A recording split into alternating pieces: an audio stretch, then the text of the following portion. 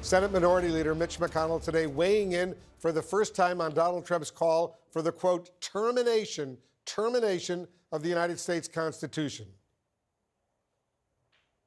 Anyone seeking the presidency who thinks that the Constitution could somehow be suspended or not followed, it seems to me would have a very hard time being sworn in as President of the United States. CNN's chief congressional correspondent Manu Raju is joining us now from Capitol Hill. Manu, McConnell used similar language when he criticized Trump for a meeting with a white nationalist at Mar-a-Lago not that long ago, but he's yet to say Trump should actually be disqualified as serving as president again. Yeah, that's right. In fact, just last week, Mitch McConnell did the same thing. He began his weekly press conference criticizing Donald Trump, saying in the aftermath of that last meeting that Donald Trump had at Mar-a-Lago with white supremacists and anti-Semites that, quote, he's highly unlikely to ever be elected president of the United States. Last week, I asked him whether or not he could still support Donald Trump if Trump became the Republican nominee in 2024. This week, I asked him again in the aftermath of his criticism of Donald Trump's post that the Constitution should be terminated, whether he would still support Donald Trump if Trump were the nominee, and McConnell again sidestepped. This is the second straight week you've come out to begin your press conference criticizing Donald Trump. Can you say categorically that you would not support him if you were the Republican nominee? What I'm saying is it would be pretty hard to be sworn in to the presidency if you're not willing to uphold the Constitution. That's what I said, and I just said it again. But Mitch McConnell is very deliberate about the words he chooses. In fact, he rarely mentions Donald Trump. In fact, rarely addresses any number of Trump controversies. He's been done with the relationship with the former president in the aftermath of January 6th. Even though he voted to acquit Donald Trump in his impeachment trial, he accused Trump of being responsible, morally and practically responsible for the events of January 6th. And Trump, of course, has called for McConnell's ouster time and again. But Wolf, this, taken with his anti-Semitic dinner and as well as Donald Trump pushing Senate candidates who have faltered, have led to a serious break with Republicans on Capitol Hill. And if Herschel Walker loses tonight in Georgia, undoubtedly you'll hear more criticism from Capitol Hill directed towards the former president if that were to come to pass. Both.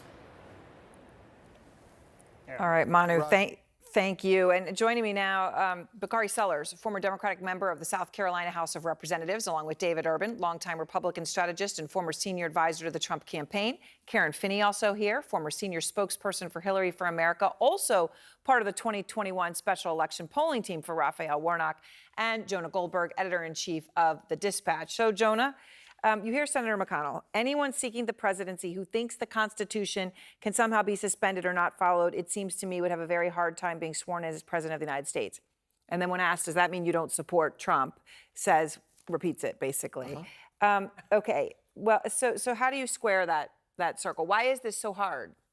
So look, I have a great deal of sympathy for Mitch McConnell, maybe not for the Republican Party in general, but this is the problem that you get when you have when you're trying to extricate yourself from Donald Trump. Mitch McConnell cannot say he would not support him, because politically that would make the issue a big fight between Mitch McConnell and Donald Trump. And his whole strategy, much like Ron DeSantis' strategy and Glenn Youngkin's strategy, is to not give the big baby the bottle, not create a narrative of this big feud, but instead try to make it seem like he's old news and move on. It is not a profile in courage, but it may be the smartest politics. All right, now, Bakari, it's interesting because you just mentioned Glenn Youngkin. Glenn Youngkin did come out, governor of Virginia, and say, I completely disagree with his comments. So at least he made it personal to both himself and to Trump. Where is the bar? In hell? I mean, the bar is the lowest bar ever. I mean, the fact is this. Republicans, for a very long period of time, created this monster because they were afraid to take him on full frontally. All of this, and I get the politics of the Capitol, and I think that Mitch McConnell's politics of trying to manage a caucus is probably different from those individuals who may be trying to protect democracy or be president of the United States. You have to have some courage and some fortitude. That's what the American people are looking for. They're looking for somebody who's going to stand up. If you won't stand up to Donald Trump, how will you stand up to the president of China? How will you stand up to any of our foes around the world? And I guess, for those watching, I think the thing that I can say that is disenchanting the most about these Republicans is when you have someone like Donald Trump talk about Mitch McConnell's wife or Ted Cruz's wife. and they won't even fight back, then you know that those individuals are either beaten by Trump or don't have the fortitude or courage to be a leader, because if that was me, it'd be some furniture moving. So David, okay, but what's interesting is what McConnell did, right, was try to say, I'm for the Constitution, okay, which is this line that everyone's trying to walk. It's technically impossible for Trump to be sworn in on a document he refuses to defend. That he's terminated, okay, so I get it. You know, there's a technicality here. Okay, but he's not alone on that. Okay, here's just a few more examples.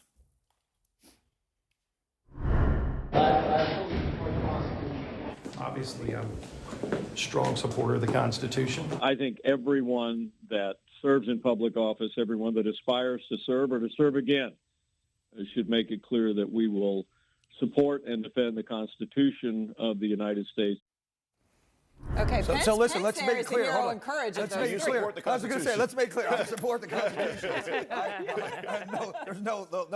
There's no daylight between me and the Constitution. Look, Jonah has it correct, right?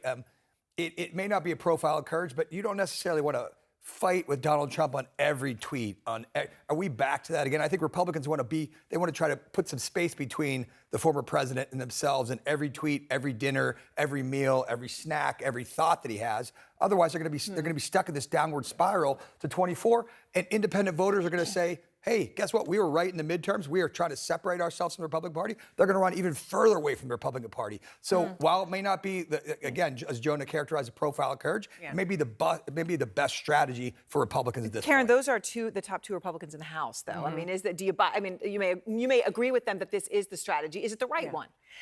It is for them now. I mean, now that the American people have actually shown backbone, I mean, they've had more backbone than the Republican leadership, because they're the ones who went out and voted and said, we're done with this. We don't want this. So in terms of profiles and courage, it's not a lot of courage to come out and now it's cool and hip to criticize, Donald Trump, when the American people have already made it okay for you to do that. Because let's remember, in terms of the politics, there is also 1/3 of the Republican Party that believes Donald Trump pretty much no matter what he says. And for the last 4 years, many of the Republicans are also afraid of those voters because they need those voters. That's part of the reason they don't want to get into a back and forth publicly